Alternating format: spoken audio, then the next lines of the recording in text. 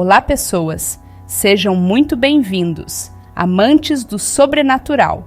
Hoje embarcaremos juntos numa jornada pelos corredores sombrios do desconhecido, explorando as páginas do livro de Ed e Lorraine Warren, Demonologistas. Preparem-se para mergulhar nas histórias fascinantes e arrepiantes deste renomado casal de investigadores do paranormal. Eu sou Josiane, a sua guia nesta aventura, e juntos desvendaremos mistérios que desafiam a compreensão humana. Apertem os cintos, pois a jornada pelo mundo sobrenatural está prestes a começar. Estão prontos para essa aventura? Então vamos lá!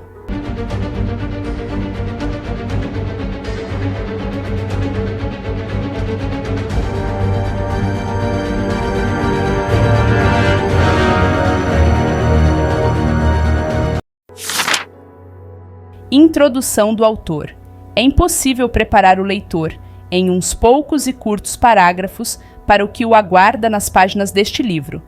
Afinal, o que está registrado aqui é material que vai muito além de histórias de fantasmas, das excentricidades da assim chamada atividade poltergeist, e adentra em uma dimensão muito mais profunda, uma dimensão de horror e perversidade, que é não apenas real. Sua atuação está literalmente além do imaginável. Apesar disso, o que se pode dizer é que todas as informações apresentadas neste livro são verdadeiras. Estes são casos reais que aconteceram a pessoas reais e, ressalvadas algumas poucas exceções, todos os incidentes ocorreram durante a segunda metade da década de 1970. Além disso, foi grande o cuidado para que fossem incluídos tão somente os casos dos arquivos dos Warren que tivessem sido testemunhados por clérigos e exorcistas ordenados, ou em determinadas circunstâncias secundárias. As ocorrências em que os principais envolvidos eram críveis e confiáveis e cujos comentários estivessem gravados claramente em fita. Deve-se enfatizar ainda que não há exageros ou hipérboles na apresentação dos fenômenos descritos neste livro. De qualquer forma, o espaço simplesmente não permite a inclusão de detalhes assombrosos que são necessários para inventar qualquer caso específico. No entanto, em última análise, o principal objeto de interesse aqui não são os estudos de caso, ou os fenômenos perturbadores, nem mesmo as transcrições de vozes de espíritos. Outros casos poderiam ter sido usados. Outros fenômenos, mais aterrorizantes, poderiam ter sido revelados. Em vez disso, o que faz qualquer um tremer em seu íntimo é o significado do que Ed e Lorraine Warren têm a dizer. E não há porta-vozes mais dignos de confiança quando o tema é espíritos e fenômenos sobrenaturais. Os Warren dedicaram altruisticamente sua vida inteira ao estudo, ao ensino e à investigação das forças espirituais. Suas experiências foram comprovadas e documentadas por padres, rabinos, médicos, médiuns, policiais e reconhecidos especialistas em pesquisas de fenômenos psíquicos. Neste livro, Ed e Lorraine Warren revelam, de forma direta e fiança, o incrível segredo daquilo que destrói a paz em casas mal assombradas. Eles identificam a categoria de espíritos que vitima seres humanos com a possessão e denominam a atividade poltergeist por aquilo que ela é. Os princípios místicos revelados pelos Warren durante suas explicações foram minuciosamente pesquisados e verificados e, de acordo com a autoridade de textos teológicos e acadêmicos sobre demonologia e exorcismo, as declarações do casal estão corretas. Quando considerado em sua totalidade, o que os Warren dizem simplesmente desafia todas as nossas noções de vida, morte e do lugar do homem neste planeta. Não obstante, O leitor deve lembrar que apenas raramente forças exteriores de fato interferem de maneira direta ou efetiva na vida das pessoas. O homem é capaz de criar suas próprias vitórias e monstruosidades, de modo que é irresponsável culpar forças sobrenaturais quando a verdadeira culpa quase sempre está dentro de nós mesmos. Portanto, não se deve supor que a dinâmica e as perturbações detalhadas nestas páginas aconteçam em cada esquina. As explicações e análises dos Warren dizem respeito somente àqueles casos em que o fenômeno de fato se manifesta, e o agente é identificado como de origem verdadeiramente preternatural. Por causa dos riscos potenciais de se criar uma réplica exata de um caso ou de uma circunstância específica, os diálogos em alguns capítulos são necessariamente reconstruções de conversas em que Ed e Lorraine Warren se recordam do evento, corroboradas pelo depoimento em primeira mão de testemunhas e ou por gravações que os Warren fizeram no local dos fatos enquanto os fenômenos estavam em curso. Nomes, endereços, lugares e outros detalhes identificadores do tipo foram alterados quando necessário, para proteger a identidade dos indivíduos que foram espectadores ou vítimas dos fenômenos, a todas as pessoas e famílias cujos nomes e experiências são mencionados neste livro. Estendo minha sincera gratidão e espera-se que seus esforços e as provações incomuns que vivenciaram sejam ao menos um pouco remediados pela exposição que se faz aqui. Por fim, o texto deste livro foi revisado quanto à sua exatidão por 2 exorcistas católicos romanos, a quem expresso formalmente por escrito neste momento meus agradecimentos por sua versada orientação, e a minha esposa e meus pais, minha imensa gratidão. Seu apoio inabalável fez toda a diferença do mundo. Prefácio. Conhecer pessoas agradáveis em meio a problemas e confusão é sempre uma experiência especial. Conhecer pessoas agradáveis profundamente preocupadas com as dores e as mazelas dos outros, sejam psíquicas ou espirituais, é estar em contato com dons raros. Em nossos tempos de caos, sofrimento e instabilidade, é inspirador encontrar indivíduos que transmitam um espírito de paz e respeito pelo próximo, independentemente de raça, credo, linhagem étnica ou convicção religiosa. Assim, é o afável casal Ed e Lorraine Warren que nos fala através das páginas deste livro. Conheci Ed e Lorraine quando visitava sua paróquia, em Connecticut. À medida que sua história de vida se desvelava, emergiram claramente em mim 2 impressões principais. Primeiro, aquele era um casal compassivo, afetuoso, devoto e realista, com dons especiais de mente, espírito e alma. Segundo, eles estavam empenhados na luta para proteger e ou libertar pessoas que se encontravam sob o domínio de forças maléficas ou de influências negativas. Seu ardente desejo de livrar tais reféns do mal é uma aspiração santa e valiosa, e um trabalho sério que já conta com 35 anos de estudos, investigações e registros minuciosos feitos com precisão e análise científica. Os dons pessoais de discernimento psíquico e espiritual e de oração devota dos Warren levaram-nos a frequentes consultas com o clero para o ministério da Igreja e de seu poder benévolo sobre as forças do mal. Enquanto padre católico, sinto-me especialmente tocado pela sinceridade, humildade e prudência que este casal transmite e pelo espírito de afabilidade que parece acompanhá-lo. Diante de influências rebeldes e maléficas, determinadas a destruir ou obstruir o plano divino para o bem-estar temporal e eterno do homem, a humildade é a chave para a verdade que vence as forças enganadoras do mal. Tanto no Antigo quanto no Novo Testamento, Deus feia dos artifícios de Satã e seus demônios. Assim, o Senhor alerta o homem contra as mentiras de Satã. A verdade é o coração das palavras de Deus ao homem. Para a pessoa que acredita no Deus da Bíblia, o culto demoníaco é uma prática pagã maligna que escolhe opor-se a Deus. Às vezes, ele é simplesmente ignorado. Muitas vezes, é imitado em padrões de rituais e encantamentos. Outras vezes ainda, é diretamente blasfemado. As práticas e brincadeiras que fazem parte do culto demoníaco são de fato perigosas, como demonstra a história dos Warren. No entanto, este é um perigo profundo e real, não um mero acaso.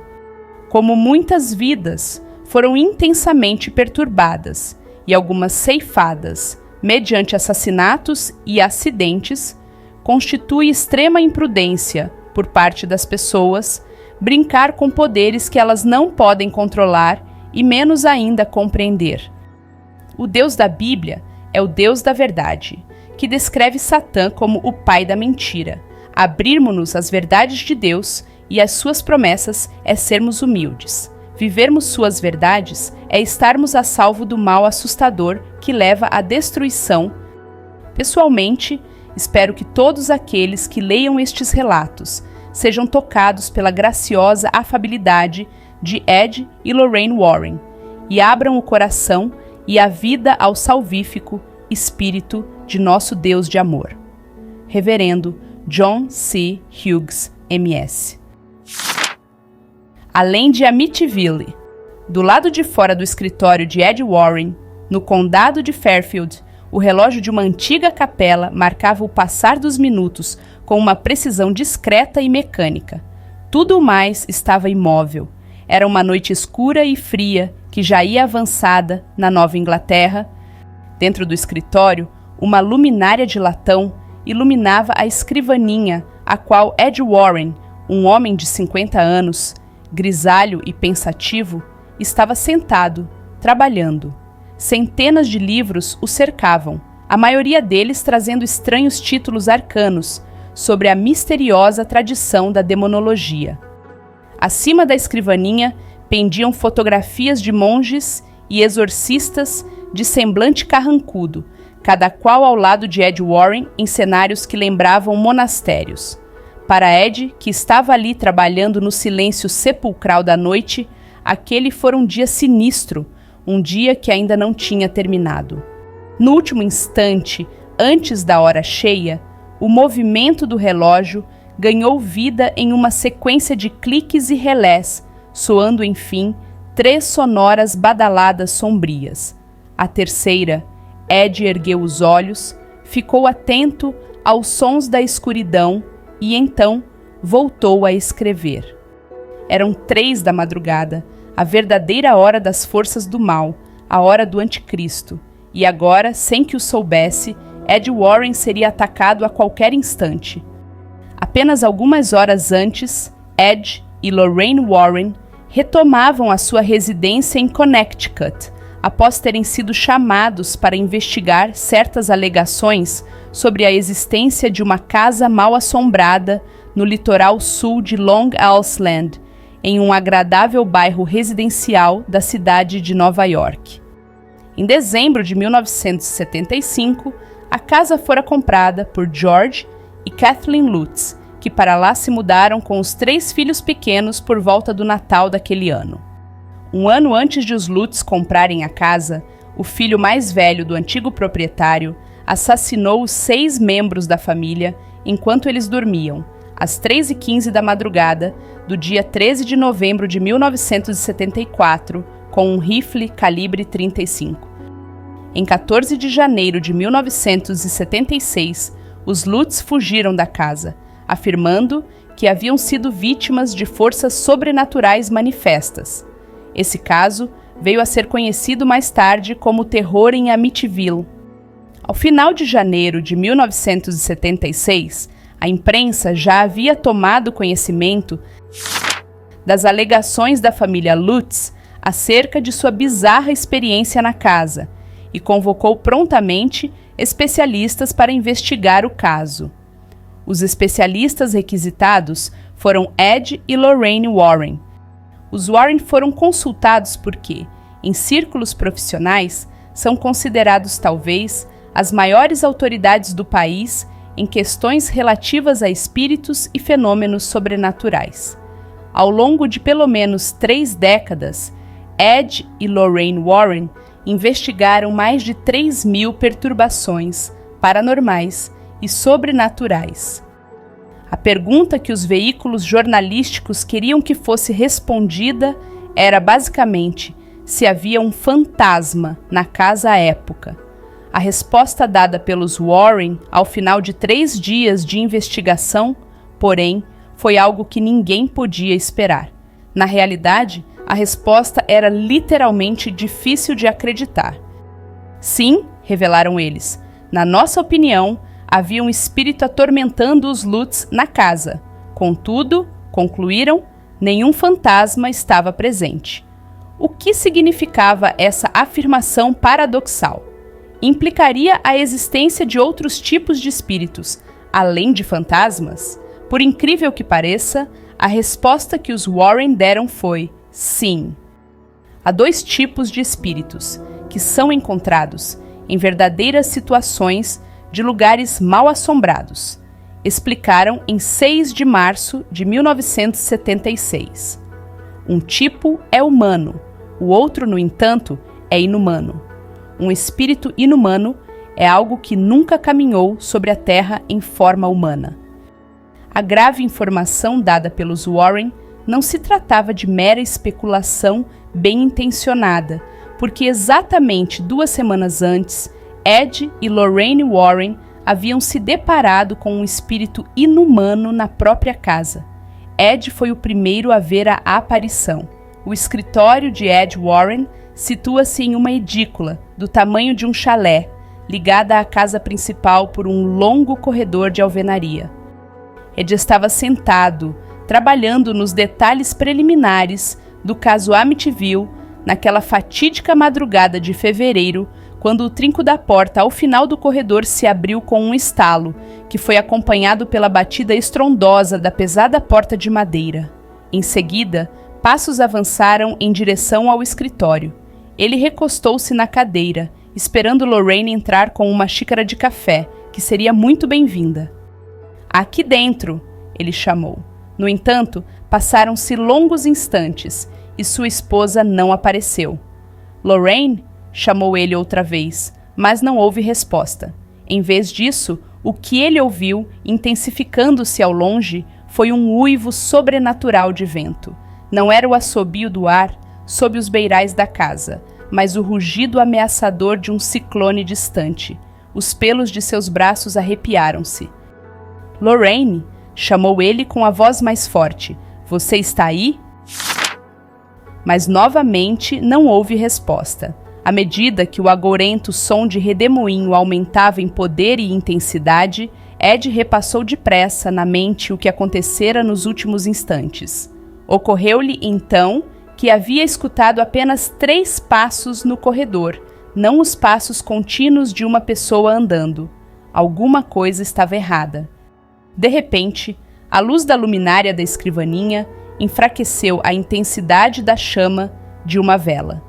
Então, abruptamente, a temperatura no escritório despencou até alcançar a de uma câmara fria.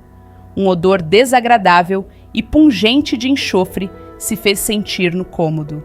Desconfiado daquele estardalhaço insólito, Ed Warren abriu a gaveta da escrivaninha e retirou dali um frasco de água benta e um grande crucifixo de madeira. Em seguida, levantou-se e deu alguns passos, saindo do escritório e entrando no corredor. Nisso, do corredor emergiu, rodopiando, um horrendo torvelinho cônico. A coisa, sendo pontuda na base e larga no topo, era mais negra que o negror natural da noite. Muito maior que um homem, a massa rodopiante entrou na sala mal iluminada e deslizou lentamente na direção de Ed, parando uns 3 metros à sua esquerda. Ele observava enquanto a coisa parecia ficar ainda mais densa e escura que antes. De fato, ele conseguiu ver que, dentro do torvelinho, algo começava a tomar forma. Uma entidade começava a manifestar-se em forma física. Como demonologista, Ed Warren sabia que precisava agir depressa, tomar a iniciativa, antes que aquela assustadora massa negra se transformasse em algo ainda mais ameaçador e perigoso. Segurando a cruz voltada para aquilo que agora assumia rapidamente a forma de um macabro espectro encapuzado, Ed Warren avançou. No instante em que o fez, porém, a entidade se moveu, desafiadora na direção dele. Ed parou e permaneceu firme enquanto a forma avançava, deslizando devagar. Quando a massa negra rodopiava a apenas poucos passos, Ed, de forma metódica e determinada, em um movimento que desenhava uma cruz, aspergiu o conteúdo do frasco de água benta na coisa. Em seguida, ele recitou o antigo comando: em nome de Jesus Cristo, ordeno que vá embora. Por segundos que pareciam eternos, a massa negra permaneceu imóvel, a não mais que 30 centímetros da cruz. Então, aos poucos, começou a recuar, mas não sem antes transmitir a Ed uma visão clara de ele mesmo e Lorraine envolvidos em um acidente automobilístico potencialmente fatal em uma rodovia. Com isso, a entidade retirou-se para o corredor de onde emergira. Uma imensa sensação de alívio tomou conta de Ed Warren, que continuava de pé, suando em profusão, ali na sala congelante. Todavia, enquanto ele tentava reorganizar os pensamentos, rosnados ferozes, como os de animais brigando, de súbito irromperam do lado de fora da casa. Ed imediatamente percebeu que não eram animais brigando. A aparição ainda estava na casa. Ela havia simplesmente subido as escadas para atacar Lorraine. Evitando o corredor, Ed abriu às pressas a porta lateral do escritório e disparou pelos degraus nos fundos da casa. Ele chegaria tarde demais. No andar de cima, Lorraine Warren estava sentada na cama, lendo a biografia do Padre Pio, um notável monge capuchinho que muitos acreditam estar destinado à santidade. Não importa o quanto se sinta cansada, Lorraine não dorme quando Ed precisa trabalhar sozinho, tarde da noite, no escritório. Após uma vida inteira trabalhando com o sobrenatural, Ed e Lorraine Warren sabem que nunca estão sozinhos. Nunca. Enquanto ela lia tranquilamente, uma atmosfera de terror espalhou-se pelo quarto. Então, baixando o livro, também percebeu que havia alguma coisa errada. Muito errada. Fiquei aterrorizada, lembra-se Lorraine, mas não sabia do que estava com medo. Olhei pelo quarto, mas não havia nada ali. Então, observei nossos 2 cachorros, que dormiam ao lado da cama. Eles estavam imóveis, à exceção dos pelos de cada um deles, que estavam completamente eriçados, arrepiados da cabeça ao rabo. Então, do nada, começou um verdadeiro pandemônio. A entidade negra em redemoinho que Ed havia afugentado apenas 1 minuto antes, parecia ter recuado pelo corredor e entrado na casa. O horrendo invasor anunciou sua chegada produzindo um som trovejante de pancadas, que para Lorraine soavam como se alguém estivesse batendo com um martelo em uma chapa de metal. O violento barulho de golpes sobressaltou-a. Então, em questão de segundos, todo o calor do quarto desapareceu, o que a deixou tremendo de frio. Depois disso, o terrível som de marteladas parou, e também ela ouviu o som de um torvelinho vindo em sua direção. O barulho ameaçador e pavoroso vinha das bandas do corredor, no andar de baixo. Apavorada, ela ouviu o redemoinho subir as escadas e entrar, rodopiando na cozinha, em seguida na sala de jantar, na sala de estar. O que quer que estivesse lá fora parecia estar procurando por mim, diz Lorraine. O que era aquilo? Por que estava aqui? Então, de repente, um ciclone negro arremeteu rodopiando para dentro do quarto e se colocou diante de mim. Eu não conseguiria sequer começar a descrever o absoluto terror e desespero que senti, conforme aquela coisa mórbida, negra, dentro do torvelinho se aproximava cada vez mais de mim, lembra Lorraine. Tentei me mover, mas não conseguia. Tentei gritar, mas as palavras não saíam. Naquele momento, tive uma sensação de morte iminente, como nunca havia sentido antes. Como médium, eu sabia que aquele era um espírito de morte, mas ele parecia querer ainda mais que a morte. Ele queria a mim, queria minha essência, meu ser. Então a coisa ficou pior, continua Lorraine. Senti que estava sendo arrastada para dentro daquela coisa negra furiosa, e não havia nada que eu pudesse fazer para impedir isso. Mecanicamente, fiz a única coisa em que consegui pensar. Roguei, em nome de Deus, por proteção. Daí, de algum modo, tive condições de fazer uma cruz grande, enorme, no ar, entre mim e a coisa. Isso a fez parar, mas ela não ia embora. Eu não sabia o que fazer em seguida.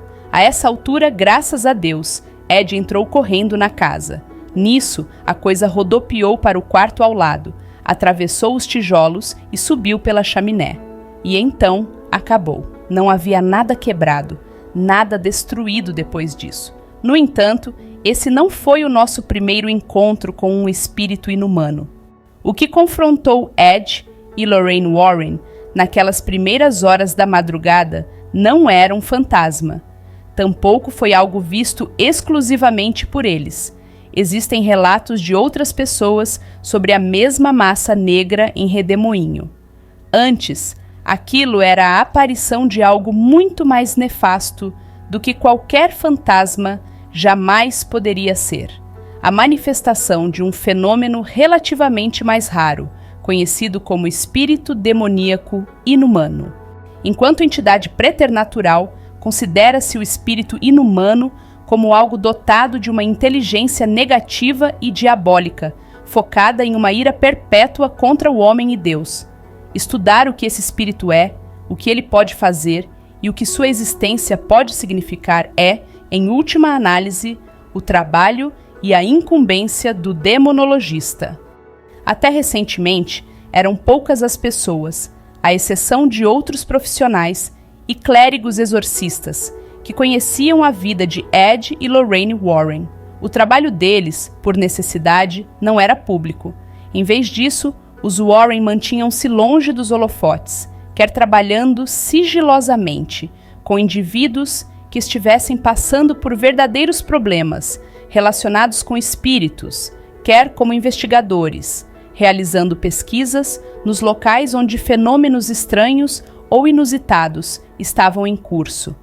Os Warren começaram a investigar fenômenos espirituais na metade da década de 1940, mas foi somente na década de 1970 que eles de fato se tornaram conhecidos pelo público. Parecia que eles estavam sempre onde quer que ocorresse qualquer atividade bizarra ou nefasta. Em 1972, por exemplo, o fantasma de um servo do século XIX entrou em atividade em uma mansão em West Point e começou a atormentar os convidados. Mais tarde, os jornais de Nova York noticiaram que os Warren haviam sido chamados pelo exército para confrontar aquele espírito zombeteiro e colocar um fim nas suas travessuras. No início de 1974, os Warren estavam de novo na mira do público.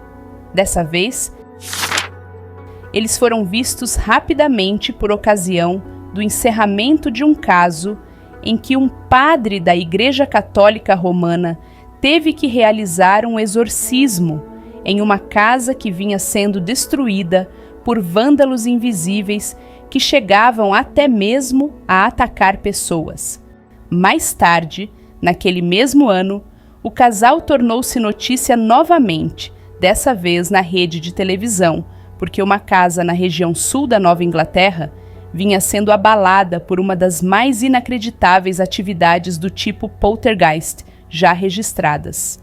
A causa das perturbações, em ambos os casos, diz Ed, conhecedor do assunto, foi demoníaca. Contudo, foi apenas em 1976, quando foram chamados a investigar relatos de uma irrupção de atividade demoníaca em Amityville, que Ed e Lorraine Warren, bem como seu extraordinário trabalho no campo dos fenômenos sobrenaturais, passaram a ser foco de atenção nacional.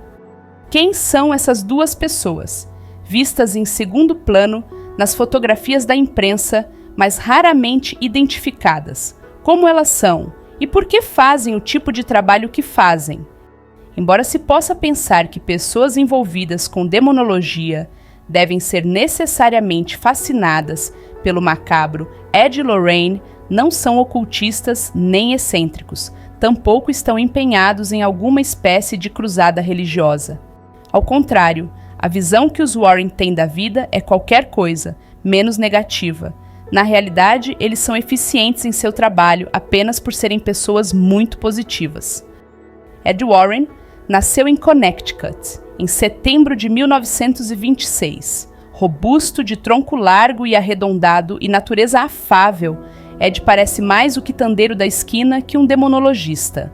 Nitidamente despretensioso, Ed não deixa transparecer em nada o misterioso conhecimento e poder que traz consigo. Tranquilo e despreocupado, dele emana aquele ar de competência que se vê em pessoas que aprenderam o que sabem do modo mais difícil. Lorraine Warren, nascida a poucos quilômetros do futuro marido, em janeiro de 1927, é esbelta e atraente, sempre com um sorriso no rosto. A julgar por sua aparência, a de uma dona de casa elegante da Nova Inglaterra, ninguém jamais poderia supor que ela seja uma clarividente perspicaz e uma médium de transe leve. Além disso, Lorraine tem o dom bíblico do discernimento dos espíritos, do qual São Paulo fala em sua primeira epístola aos Coríntios. Juntos, Ed e Lorraine Warren, cada qual na casa dos 50 anos de idade, formam um casal cordato e feliz que tem uma amizade única no casamento e uma visão claramente positiva da vida. Não obstante, tudo o que os Warren já viram e aprenderam ao longo de sua extraordinária carreira conjunta proporcionou-lhes uma sabedoria que vai muito além de sua idade. Hoje, e não é de se surpreender, a pergunta feita com maior frequência a Ed e Lorraine Warren é: o que de fato aconteceu no caso Amityville? Embora nenhuma resposta breve pudesse solucionar a questão, talvez a explicação mais abrangente que os Warren já deram a respeito do caso tenha sido em uma palestra beneficente realizada em sua cidade natal, Monroe, em Connecticut, durante o verão de 1978. A palestra foi dada no conservado prédio de tijolos da Prefeitura Municipal em um agradável e ameno início de noite no final de agosto. 10 minutos antes da hora marcada para a exposição de Ed e Lorraine, as poltronas do novo e equipado auditório já estavam todas ocupadas. Aqueles que não conseguiram encontrar assentos acabaram descendo pelo corredor e sentando-se na parte da frente, com as pernas cruzadas. Havia muito alvoroço e tagarelice em meio à multidão. Por todo o recinto, palavras como fantasma, espírito e exorcismo podiam ser ouvidas aqui e ali nas conversas. Parecia que todos, ao menos naquela noite, tinham uma história de fantasmas para contar a alguém. No palco estavam 2 tribunas, um microfone cromado instalado em cada uma delas. Às 8 horas, as luzes do recinto diminuem, o silêncio toma conta da plateia e, no instante seguinte, os Warren sobem ao palco. Lorraine vestia uma longa saia de lã xadrez, blusa de babados e um colete de veludo negro. Ed, um casaco azul e uma gravata de tecido xadrez, que combinava com a saia da esposa.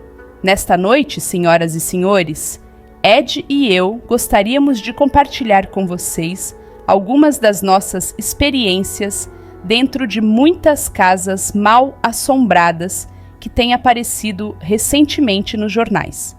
Gostaríamos de mostrar o que descobrimos nessas casas, bem como discutir algumas das informações que obtivemos nos casos em que foi possível a comunicação com os espíritos que as assombravam. Nesse momento, Ed dá um aceno de cabeça para o projecionista, que apaga as luzes do palco.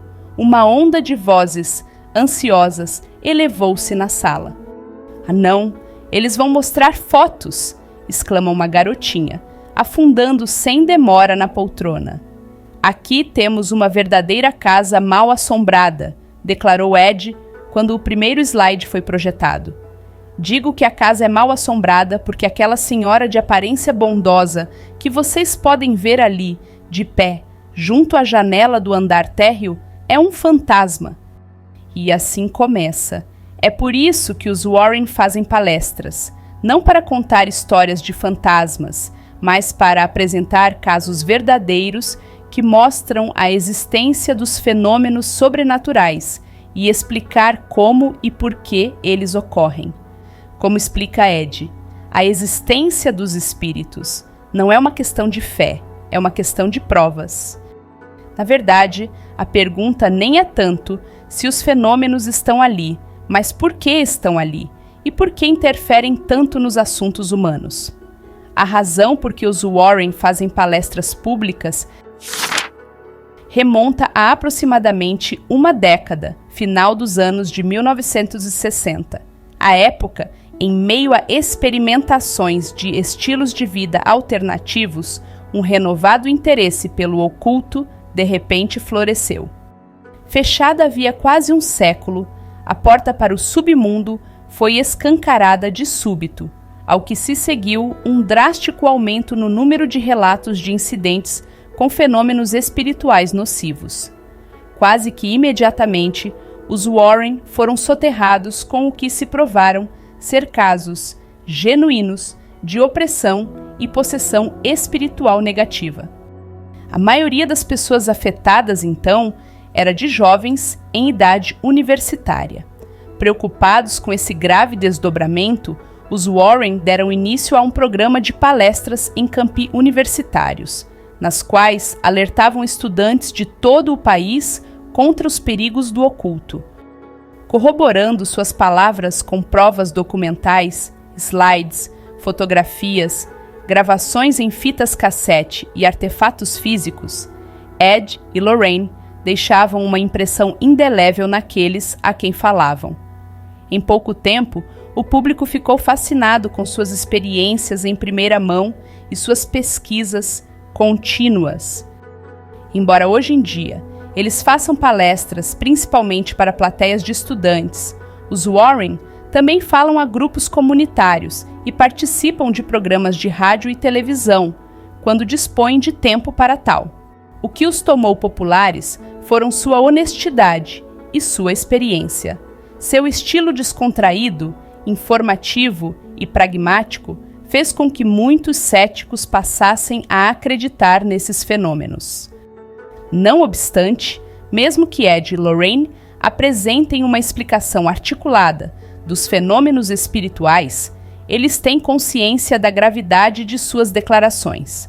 Por isso, os Warren não dizem nada que não possam comprovar com evidências críveis e casos documentados. Durante sua palestra com slides, a plateia de Connecticut permanece sentada em silêncio, enquanto Ed e Lorraine detalham caso após caso de fenômenos espirituais, ilustrando seus comentários com imagens de fantasmas, luzes produzidas por psiquismo, levitações e objetos materializados. Dan Greenberg diz, em seu livro Something's There, Há algo ali, em tradução livre, que se os Warren disserem que viram um fantasma, então eles viram um fantasma. Quando as luzes do auditório são acesas novamente, dúzias de mãos erguem-se de imediato. Um elemento obrigatório nas palestras públicas do casal é a sessão de perguntas e respostas que se segue à exposição. Nela, as pessoas podem compreender por si mesmas o estranhíssimo tópico dos espíritos, porque é possível fazer uma pergunta aos Warren e receber uma resposta direta e objetiva. Para Ed e Lorraine, isso é como uma conversa entre vizinhos. Agora que todos vocês estão prontos para entrar em uma casa mal assombrada, brinca Ed com a plateia, vamos à primeira pergunta. Um senhor já idoso, usando óculos de aro dourado, levanta-se. Tenho idade suficiente para ser seu pai, Ed Warren, mas em toda a minha vida nunca vi nenhum desses tipos de fenômenos, como você os chama. Você já viu um fantasma pessoalmente? Já viu esses objetos levitando? E voltou a sentar-se. Na minha vida, já vi muitos fantasmas materializados, responde Ed pelo microfone. Os fantasmas que vocês viram nesses slides hoje foram fotografados por mim ou por fotógrafos médiums que estavam trabalhando comigo nas investigações. Na verdade, ainda este ano iremos para a Inglaterra para tentar conseguir uma fotografia da Dama de Castanho de Rainham Hall, Lady Dorothy Walpole, um dos fantasmas mais famosos que existem. Não muito longe dali fica Borley, a região mais mal assombrada do país. Lorraine e eu já vimos a freira de Borley caminhando pela rua e desta vez tentaremos fotografá-la também. Tomando um gole do seu copo de água gelada, Ed prossegue. Quanto a levitações, sim, já vi levitações de todos os tipos. Esse caso que lhes mostrei esta noite foi por atividade demoníaca, não por fantasmas. Durante o seu desenrolar, testemunhei um refrigerador de pouco mais de 180 quilos se erguer do chão. Em outro caso, observei uma televisão de armário subir lentamente no ar e então cair com um estrondo ensurdecedor, como o de uma explosão. No entanto, nada se quebrou. Esses são apenas 2 exemplos que me vêm à mente, embora levitações ocorram em muitos casos em que espíritos, tanto humanos quanto inumanos, estão por trás da perturbação. Então, respondendo à sua pergunta, senhor, sim, já vi um fantasma. Sim, já vi levitações acontecerem. Ed aponta para uma loura alta que se levanta para falar. No livro Amityville, o autor cita uma antiga crença de que espíritos do mal não podem atravessar uma extensão de água, diz ela. Isso é verdade? Não, é só uma superstição antiga, responde Ed. Espíritos não são afetados por barreiras físicas, nem pela distância, aliás. O simples ato de pensar em um espírito específico é suficiente para atraí-lo até você. Lorraine chama um adolescente que estivera sentado nas primeiras fileiras, perto do palco. O que vocês querem dizer com sobrenatural? Ele deseja saber. Se você procurar a palavra no dicionário, encontrará que sobrenatural significa a atividade provocada por Deus e seus anjos, responde Lorraine. Mas a maioria das pessoas não entende o termo dessa maneira. Então, em vez disso, usamos a palavra no sentido que é mais comumente compreendido, ou seja, a atividade provocada por qualquer força ou agente que não faça parte do nosso reino físico, terreno. Tecnicamente, os fenômenos provocados por espíritos inumanos são chamados de atividade preternatural. Para explicar de outra forma, os fenômenos provocados por espíritos inumanos poderiam ser considerados milagres negativos. Em seguida, Ed aponta para uma mulher no meio do público. Se eu morresse amanhã, pergunta ela, me tornaria um fantasma? É possível, responde Ed, mas pouco provável. No entanto, se você morresse de repente, de forma inesperada, digamos em um acidente, e se recusasse a aceitar o fato de estar morta, então muito provavelmente você permaneceria presa à terra até perceber que está fora do jogo, que está morta. Nesse meio tempo, enquanto estivesse tentando entender essa questão, já em espírito, você provavelmente permaneceria presa a lugares familiares, como a sua casa. Nada lhe pareceria diferente. Você seria capaz de ver e ouvir outros membros da sua família exatamente como antes, mas eles não conseguiriam vê-la nem ouvi-la. Qual é o problema? Você poderia se perguntar. Por que não prestam atenção em mim? Então, frustrada, você encontra uma maneira, pelo poder da mente sobre a matéria, de começar a fazer objetos se moverem ou a bater portas para chamar atenção. É claro, a única coisa que você de fato vai conseguir fazer é deixar sua família apavorada. A essa altura, seus parentes talvez entrassem em contato conosco, e então nós iríamos até a casa e teríamos uma conversinha com você, enquanto espírito, para que você conseguisse seguir para o outro lado corretamente.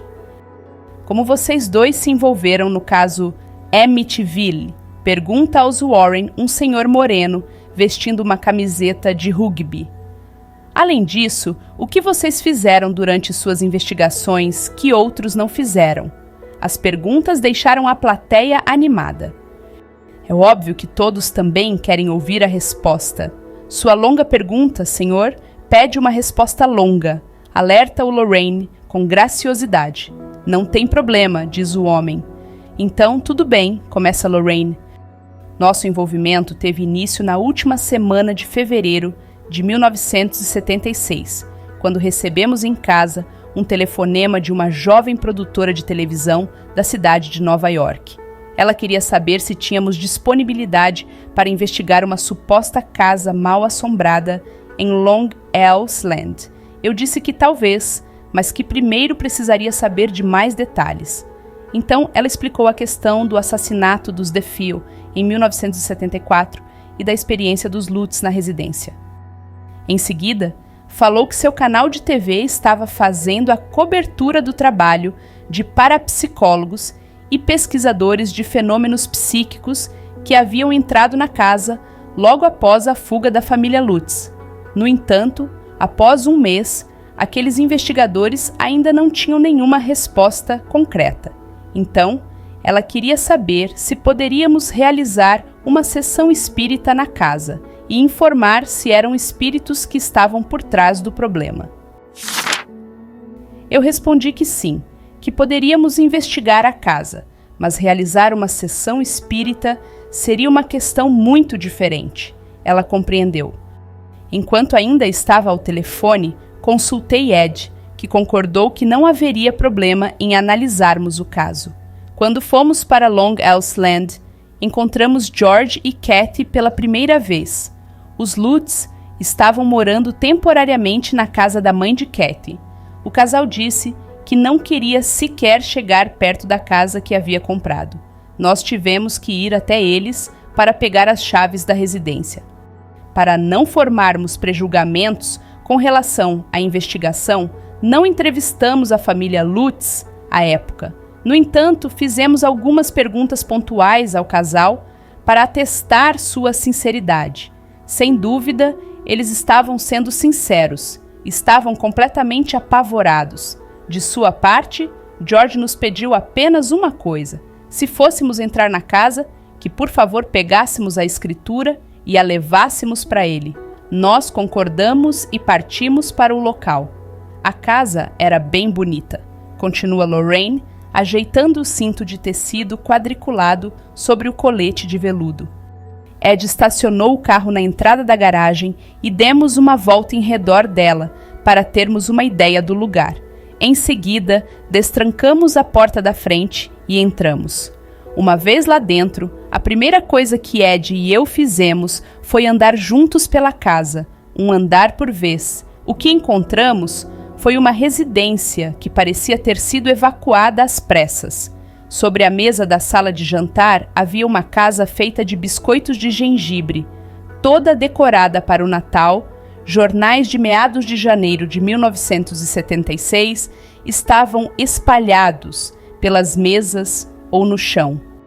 Os armários da cozinha estavam cheios de comida, bem como o refrigerador.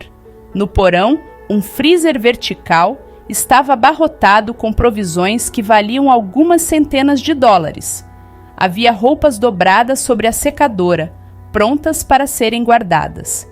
O barzinho tinha um estoque de garrafas de bebida lacradas. Os armários estavam repletos de roupas. Temos vestidos, sapatos, tudo. Havia joias sobre a cômoda do quarto do casal Lutz, relíquias de gerações anteriores. Até mesmo os álbuns de fotografias da família foram deixados para trás, à vista, para serem levados. Em resumo, a casa estava exatamente do jeito que a casa de vocês provavelmente está hoje à noite. Quando vocês vieram até aqui, para assistir nossa palestra. Se aquelas pessoas tivessem inventado a história, elas com certeza não teriam deixado a escritura da casa para trás, juntamente com uma grande quantidade de pertences valiosos. Nossa investigação envolvia ir em frente e realizar a sessão espírita, diz Lorraine. Portanto, voltamos à casa de Amityville, em uma data posterior, para realizar uma sessão espírita noturna, diante de câmeras de televisão e equipamentos de gravação, como haviam solicitado que fizéssemos. No todo, creio que havia 17 pessoas presentes. 3 médiuns, eu entre elas, participaram da mesa durante a sessão, conta Lorraine. As outras 2 médiuns eram a senhora Alberta Riley e a senhora Mary Pascarella. Mary e Alberta são excelentes médiuns de transe, ambas profissionais, é claro, e também grandes amigas nossas.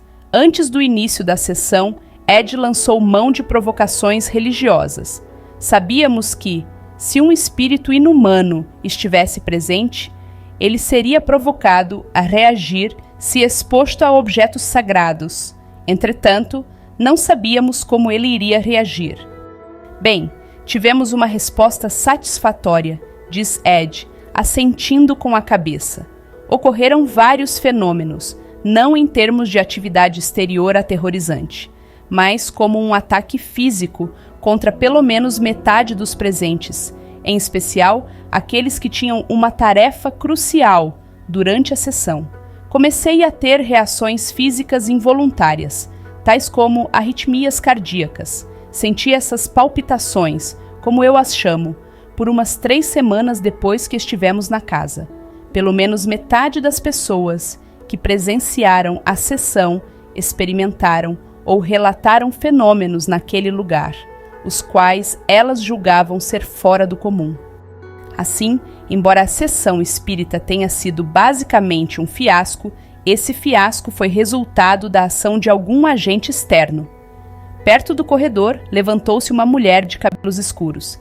Certa vez me disseram que o padre do livro sobre Amityville nunca existiu.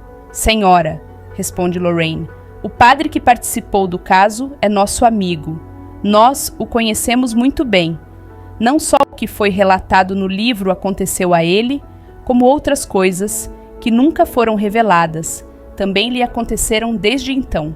O padre já sofreu inúmeras vezes por seu envolvimento nesse caso. Com esta resposta, os Warren agradecem à plateia e encerram a palestra. Como sempre, porém, esse não é o fim das perguntas. Metade das pessoas formam filas para sair, mas a outra metade coloca-se diante do palco e cerca o casal. Como vocês sabem que esses espíritos demoníacos de que vocês falam não são realmente algo humano, apenas fantasmas perversos? Pergunta um homem. Senhor, responde-lhe Lorraine, às vezes, no início de um caso, não se pode distinguir entre um espírito humano negativo e um espírito inumano negativo. Ambos podem ser extremamente malvados e às vezes até trabalham juntos. No entanto, apenas um espírito demoníaco tem o poder de provocar fenômenos negativos extraordinários como incêndios, explosões, desmaterialização, teletransporte e levitação de objetos grandes. Além disso, em casos de possessão, o espírito se identifica claramente. Ele diz o que é. Às vezes, revela o próprio nome. Se o senhor ouvisse uma gravação dos possuídos, não teria dificuldade em reconhecer a diferença entre um espírito humano e um inumano. Por que vocês não as reproduzem aqui? Interpõe uma mulher. Nós costumávamos reproduzir gravações para nossas plateias, responde Lorraine, mas em um grupo muito grande de pessoas, existem muitas psicologias receptivas. A exposição à ocorrência real pode acabar produzindo efeitos negativos sobre algumas pessoas. E por fim, decorre mais 1 hora antes que os Warren consigam de fato deixar o prédio da prefeitura. Mais tarde, naquela noite, após o término da palestra, Ed e Lorraine relaxam em casa na companhia de amigos. por que eles respondem a tantas perguntas do público nas palestras. As perguntas fazem parte do programa, explica Lorraine. Quando terminamos a exposição, sempre abrimos um espaço no evento para perguntas, embora às vezes, brinca ela, eu acorde no meio da noite ouvindo um pedido distante de mais uma pergunta, por favor. Quanto às nossas palestras, eu as vejo como uma via de mão dupla. As pessoas vêm nos ouvir porque estão interessadas no que temos a dizer. Em troca, proporcionamos um bom briefing, acho que você poderia usar esse termo, de 2 horas sobre o tema dos fenômenos espirituais. Quando terminamos a nossa exposição, interagimos com a plateia por meio de perguntas. Vemos nosso papel como tendo um caráter educacional. É por isso que tentamos responder às perguntas de todos. Por que há tanto interesse em espíritos e fenômenos sobrenaturais hoje em dia? As pessoas sempre se interessaram pelo oculto, responde Lorraine, mas, nos últimos 10 anos, o público tem sido exposto a tanta informação sobre o tema dos espíritos e do sobrenatural que agora está tentando realmente compreendê-lo. Em todos os lugares a que vamos, as pessoas já leram O Exorcista, já leram sobre o nosso envolvimento no caso Amityville e querem saber mais, querem descobrir como e por que esses fenômenos aterrorizantes ocorrem e o que está por trás deles. O argumento de que espíritos são uma ilusão ou uma idiosincrasia psicológica já não se sustenta mais. As pessoas querem saber a verdade, mesmo que a resposta seja abertamente desagradável. Os Warren demonstram tranquilidade ao falar sobre a existência dos espíritos. Como eles respondem à afirmação de que eles não existem? Nunca houve uma pessoa, no passado ou no presente, que pudesse provar a inexistência do sobrenatural, declara Ed. Porém, dadas as mesmas considerações que qualquer pessoa poderia fazer em juízo, eu poderia, se fosse convocado por um motivo adequado, provar que fantasmas existem, que aparições existem, que casas mal assombradas existem, que fenômenos psíquicos sobrenaturais existem e que espíritos demoníacos inumanos existem. Ed mostra uma fotografia tirada em uma casa infestada por espíritos demoníacos, do que parece ser o fantasma de um garoto. Isto não era um fantasma, diz Ed, meneando a cabeça. O espírito que vinha comandando o ambiente naquela ocasião assumia muitos disfarces diferentes. Contudo, em última análise, todos eram o mesmo, eles eram um só. Quanto à fotografia, o garoto não tinha os olhos. Isso é uma marca registrada do demoníaco. Toda vez que ele se manifesta, há uma imperfeição, sempre existe alguma coisa anormal na sua aparência. Às vezes, a imperfeição é tão óbvia que, a princípio, passa despercebida, mas a imperfeição está presente. Se há uma mensagem que Ed e Lorraine Warren tentam transmitir com clareza, é que o oculto é basicamente um acidente esperando para acontecer. Na última década, diz Ed, houve um aumento de 100 vezes em práticas ocultistas negativas. Por quê? Porque, na sua maioria, as pessoas não sabem que existem forças negativas reais no mundo. Em vez disso, fazem com que o oculto pareça um jogo, uma diversão, uma panaceia para tudo que os afligem. Basta ver o modo como o oculto é tratado nos jornais e nas revistas hoje em dia, como uma novidade inofensiva. Bem, ele não é inofensivo, ele pode ser perigoso. Quando Lorraine e eu fazemos palestras, apresentamos o que sentimos ser um contra-argumento necessário a todo esse interesse forjado pelo oculto. Nós mostramos o lado negativo do oculto como ele realmente é, um paraíso ilusório. Para aqueles que apenas se interessam pelo material, que querem aprender como evitar problemas com espíritos, o conhecimento do assunto representa não só poder, mas uma arma de proteção. Em outras palavras, conhecer previamente é estar preparado. Após 34 anos nesse trabalho, eles já viram de tudo: o choque, o terror, os fenômenos inacreditáveis. Para Ed e Lorraine, os fenômenos fazem sentido. Eles sabem por que estes acontecem.